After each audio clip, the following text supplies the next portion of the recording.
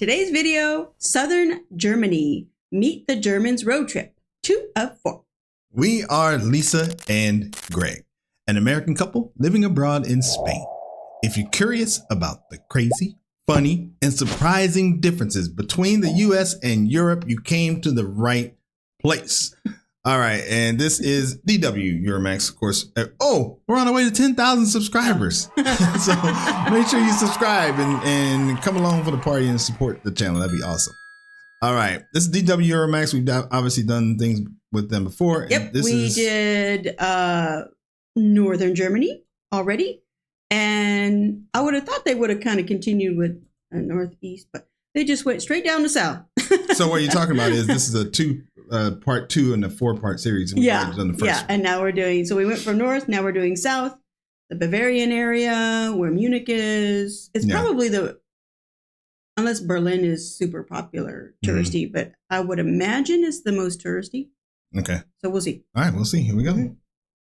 Servus! Some of the most iconic images of Germany belong very much to the south of the country. And that's where we are. Of course, now I know what servus is. It's servus. Servus. Servus. Am I saying it right? Yeah. Servus! Some of the most iconic images of Germany belong very much to the south of the country. And that's where we are for the next leg of the Meet the Germans road trip. Ich liebe Süddeutschland, weil die Leute hier, ähnlich wie die Temperaturen hier oft, einfach warmherzig sind. Weil es hier guten Wein gibt. Weil das Essen hier einfach besonders lecker ist. Gutes Essen, gutes Bier und hier gibt's Berge. Die Landschaft. Wegen den ganzen Seen und wegen der Natur. Und Kultur gibt's auch noch. Germany. I know. I say this all the time, but I just love the language. I'm sorry. I'm sorry. Yeah. I just love it. Berge. Die Landschaft. Wegen den ganzen Seen und wegen der Natur. Und Kultur gibt's auch noch. Germany's southern. We think that we might learn it faster because it's so different from English. Right? Is that you're saying faster than Spanish? Faster than Spanish.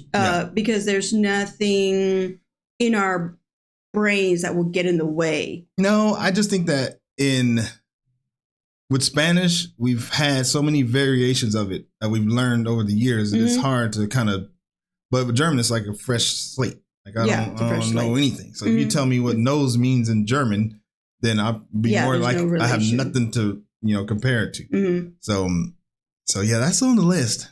I could at least want to learn to communicate when I go visit my family.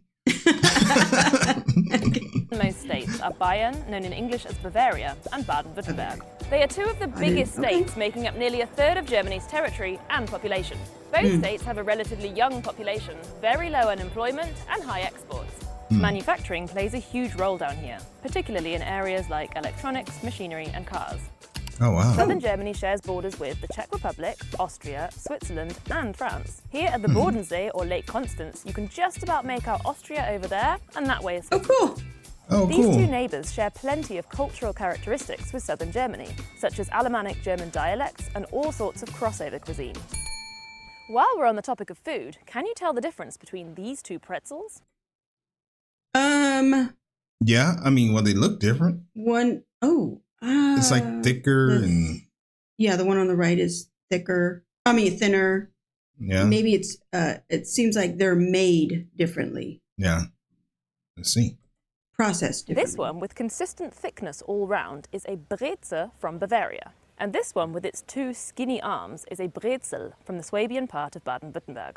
And this, dear viewers, is a metaphor for how the 2 southern states have a lot in common, but if you look close enough, you can tell the difference. It's also a metaphor for how Bavaria often steals the limelight. Take traditional dress, for example. There are lots of different types of Tracht or folk clothing all over Germany, but the most famous internationally are lederhosen and the Dirndl, which technically belong to both Bavaria and Baden-Württemberg. Wenn man jetzt so diese Trachtenumzüge ansieht, da sieht man genau, wo die Leute herkommen.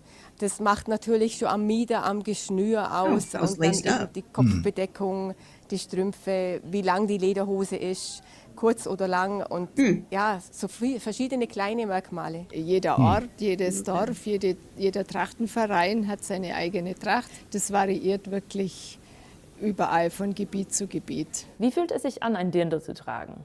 Ja, einfach wunderbar. Ja, wir tragen es gern. Wir tragen es auch in unserer Freizeit, nicht nur bei Arbeit. Es ist schön, Tracht zu tragen. And no doubt you've heard of Munich's Oktoberfest, the biggest folk festival in the world. It's known locally as Wasen.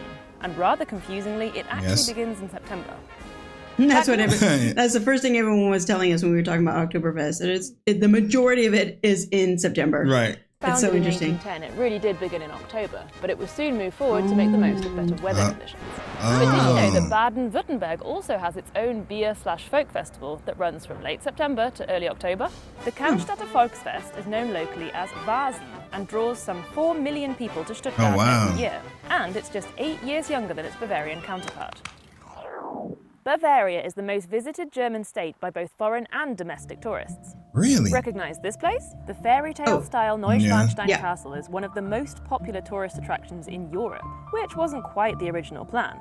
King Ludwig II of Bavaria had no intention of opening his prized project up to the public, but his lavish plans got him deep into debt, and not long after he died, the castle doors were opened in order to help pay the bills. Aside from fairy tale castles, Germany's largest state also has stunning nature, from clear blue lakes to sometimes snow-capped alpine mountains, including Germany's highest peak, the Zugspitze at 2,962 meters. Oh, cool. Being up here, right at the top, looking down on the rest of Germany, really reminds me of something. Oh yeah, the reputation of Bavarians. They're often seen as a very self-assured bunch, who are locally patriotic and quite conservative. This is also one of the most religious, and in particular, most Catholic states. Bavaria's motto is Mir san mir, which translates to "we are who we are." It's used to convey a sense of pride and a will to succeed. Let's get some more vocabulary to help us fit in with the locals. Grüß Gott. Servus. Das sagt man sowohl zur Begrüßung als Hallo oder auch zur Verabschiedung. Auf die Frage, ob alles in Ordnung ist, passt schon. 2 Euro Stück, ein Zwickel. Hier sagt man ja Krapfen und in Berlin sagt man irgendwie Pfannkuchen zu Krapfen, obwohl Pfannkuchen ist bei uns was komplett anderes. Obacht, ganz wichtig, auch gerade zur Wiesenzeit in München. Da springen die meisten Touristen auch auf die Seite, wenn man im Radl unterwegs ist. Fieti, und das heißt Ciao. Ade. Ade. Now it's time for some traditional Bavarian grub. Maybe Schweinsbraten, Semmelknödel. I would order a Weisswurst, but it's already after midday, and that's a real no-go. Ortsite it is. And the perfect accompaniment to... You got to be careful about that, because you don't want to look like a tourist. Because like in Spain, you don't order paella at night. Right. And if you do, they do give you a look. Yeah, or you don't show up for lunch at 12. Yeah, you don't show up for lunch because they know you're a tourist. That's interesting. To any Bavarian meal, beer. Die traditionellsten Sorten in Bayern. I don't drink beer, but I have to drink beer when we're there. I mean, it's not that you don't drink beer, it's just not your thing. It's not my thing. I used to in college. Yeah. That was pretty much it. Yeah. Und das ist natürlich I mean, I don't either, but I'm going to drink it. Yeah, you drink it from time to time. From time to time, but I mean, I might really drink it. Yeah, you might really drink it. Yeah. Oh, I wonder if you guys are big on cider. That's a good question. Yeah. Maybe. I don't know. Und das Weißbier. Das Helle ist aus 100% Gerstenmalz und beim Weißbier oder Weizenbier oder Hefe, wie es in regionale Unterschiede gibt, es zu bezeichnen, ist immer mindestens 50% Weizenmalz dabei. Und der zweite große Unterschied, das ist dann die Hefe. Die Hefe, die man fürs Helle nimmt, das ist die sogenannte untergärige Hefe. Das ist eigentlich so wie der Fließbandarbeiter. Der macht seinen Job. Und den macht er gut, aber nicht mehr. Das bedeutet beim Hellen, beim Untergärigen, die Hefe selber macht keine Aromen. Und das wiederum bedeutet, beim Hellen hat man dann die volle Malz- und Hopfenaromatik. Beim Weißbier ist es so, die obergärige Hefe, das ist eher so wie der Künstler unter den Hefen. Die macht ein bisschen mehr kreativere Arbeit. Und dadurch kommen da auch Aromen zutage durch die Gärung. Deswegen hat dann ein Weißbier zum Beispiel ganz klassisch auch so ein Bananen- oder ein Gewürznelken-Aroma. Oh, wow. Ja, ich habe echt Durst. Oh my God. Banana and cloves. How am I going to remember this? I know. I was thinking to myself, we're going to have to go back to the videos and see what everybody's saying when we're actually going to these particular locations. Right. Because to remember all this. Yeah. Egal, ob man jetzt halt in der bayerischen Stadt oder in der Provinz auf dem Dorf aufwächst. Bierfeste sind ja eigentlich allgegenwärtig. Es ist irgendwo immer eine Brauerei in der Nähe. In der Schule, als ich in der 8. Klasse war, hat man als Klassenausflug gemacht. Da wird man schon zum Bier, zur Brauerei auch irgendwie das Interesse heranerzogen. That's cool. There's one particular area of Bavaria where you should actually avoid calling people Bavarians. Welcome to Franconia, aka Franken. Ich bin Franke. kein Bayer. Da habe ich einfach meine Wurzeln und das Fränkische kann ich auch nicht verleugnen. Es liegt schon mal im Dialekt, im Wesen, in der Sprache, in der Kultur. Es sind zwei verschiedene Sachen. Wir wollen uns ja ein wenig abheben von München. Oh. Bist du aus München? So für Menschen in unserem Alter spielt das eigentlich nicht so eine große Rolle. The capital of Franconia is Nuremberg. So the young people don't care so This much. medieval Right. city is famous for its beloved Christmas. I wonder what the history is behind that. Yeah, why the old people do care. Yeah. Whatever the history is just lost on the young people, you know, as Right. generations go on. They Right. don't necessarily tell the story as much, and so the young people don't Right. know or care Right. after a minute. Yeah, that's how it is generally. That is generally how it is, yeah. Christmas market, gingerbread, its autonomous Oh my God, sausages, gingerbread. and for being the location of the Nuremberg trials. After World War II, high-ranking Nazis were tried here for war crimes by an international tribunal. Oh, wow. This and subsequent trials led to more than 160 convictions and 36 death sentences, although not all the executions were carried out. Nuremberg, once the site of huge Nazi propaganda rallies, was seen as a fitting location for leaders of the regime to be brought to justice. Wow. Immediately after the war, the southwest of Germany was split into 3 states. They were then bundled together to form the state of Baden-Württemberg in 1952, more for practical economic reasons than any real sense of kinship. These days, a cultural divide is still particularly clear between the regions of Baden and Suabia. Baden is home to Heidelberg, Freiburg, the spa town Baden-Baden, Oh. and the world-famous Schwarzwald. Not to We know Freiburg. Freiburg? Freiburg. Sí. Oh, yes. Yeah. I'm saying in Spanish. Oh, yeah, and there's a Black Forest. Okay. Yeah. We did a video on Freiburg. They are, and they're green. There's a green city and stuff. Yeah. mention its namesake cake, the Black Forest Gatto. In the historic region of Suabia, you'll find Tübingen, Stuttgart, the rolling hills of the Schwäbische Alb, and even parts of West Bavaria. The stereotype of the Schwaben is straight-laced, pernickety, and a bit stingy. They're known for inventing the Kehrwoche, a kind of pushy cleaning rota for shared buildings. And their mission in life is supposedly Schaffe, Häusle bauen. Work, and build a house. Badener are often seen as more relaxed and open-minded. Another well-worn phrase is über Baden lacht die Sonne, über Schwaben lacht die Welt. The sun laughs over Baden, the world laughs at Suabia. The greatest proof in that is that Baden is the warmest region of Germany. That makes it a great spot for vineyards and the most important region in Germany for Spätburgunder or Pinot Noir wines. I wonder if it also makes it a great, like the top tourist location because it has sunny. The warmest weather. Mm-hmm. Yeah. Like Spain. Yeah, right, so they go to where it's sunny. Mm-hmm. One place I personally think Suabia has the upper hand is in the kitchen. Suabian specialities are among the most comforting on a German menu. Maultaschen are a kind of ravioli meets dumpling and are sometimes called Herrgottsbescheißele, or little god cheaters. Legend has it monks invented these little pasta parcels as a way of hiding meat from the Almighty when they were supposed to be fasting. Oh, but the absolute king of Suabian cuisine has got to be Spätzle. Also zum einen Spätzle mit Soße, dann macht man sie entweder in der Pfanne mit Butter, schwenkt man sie an.